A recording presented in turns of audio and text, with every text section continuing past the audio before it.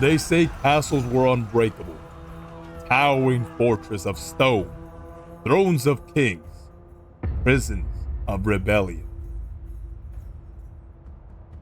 But in truth, every castle had its weakness.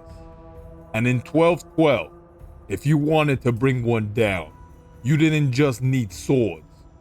You needed patience, hunger, and the kind of cruelty that could starve men into surrender.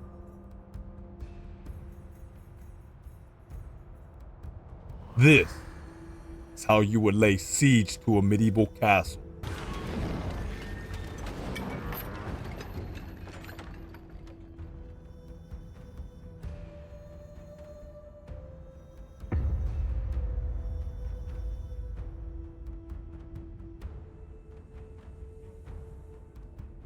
The first step wasn't fire, it was silent. You'd surround the castle, cut every road, dam every stream, stop every wagon that dared approach. No food in, no messengers out. Days became weeks. Weeks bled into months. Inside the wall, panic begins not with battle, but with the slow scrape of empty granaries. The goal wasn't always to storm the wall. Often, it was to make them surrender without lifting a single ladder. Hunger is sharper than steel. But for those who refused, sharper steel awaited.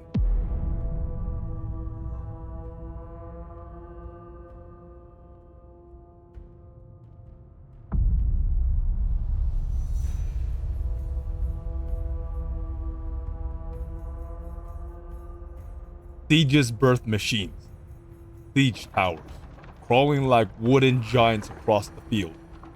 Trebuchets, flinging stones the size of oxen into the walls until the stone cracked like eggshell. Battering rams, slamming against iron gates, wrapped in hide soaked with water to withstand fire. And the most feared of all, fire itself. Tar, pitch, and oil hurled flaming into roofs. One spark in a dry keep could do what no blade could.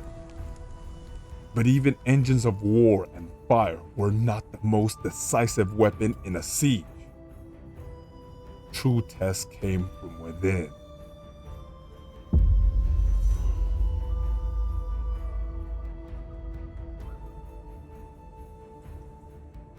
When your people are trapped behind walls, food becomes as valuable as swords.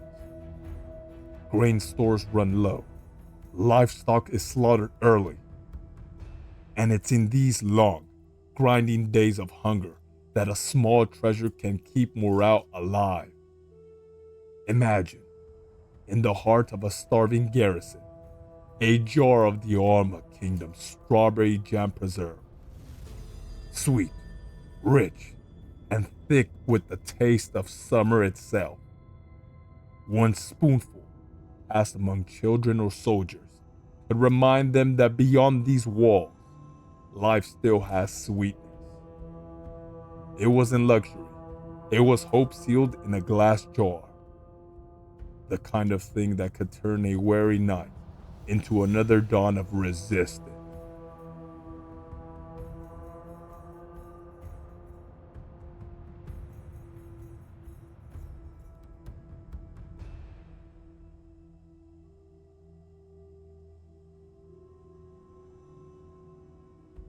Every siege came to this moment, the moment of collapse. If food failed, rebellion brewed inside the wall. Desperate peasants turned against their lord. Gates were open in the dead of night. Sometimes, the defenders tried one last sortie, a furious charge of starving men, trying to break the news before the news broke them. And for the attackers, this was the moment of strife. Scaling ladders were raised, rams thundered, arrows bolted out of the sun, the air filled with smoke, scream, and the splintering of gates. A castle could stand for years, but once its people lost their strength, the stone fell swiftly.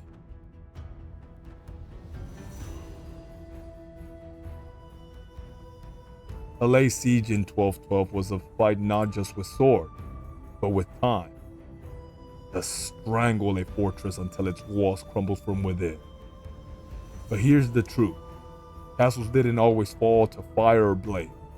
Sometimes they fell to hunger, to patience, to despair.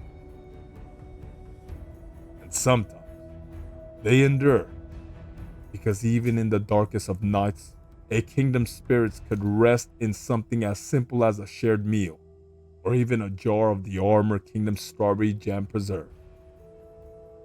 The stones may have cracked, the banners may have burned, but as long as hope was tasted, the castle still stood.